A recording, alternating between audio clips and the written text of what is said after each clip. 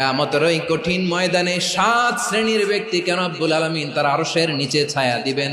তার মধ্যে প্রথম শ্রেণীর ব্যক্তি হলো ইমামুন আদিল, যে ইনসাফের সাথে বিচার করে, যে জাস্টিস সমাজে সার্ভ করে, যে সুশাসন নিশ্চিত করে, ওই ইমামুন আদিল। আদিল শব্দটা বুঝছেন না? ইন্নাল্লাহা ইয়া'মুরু বিল আদল, পাইছেন?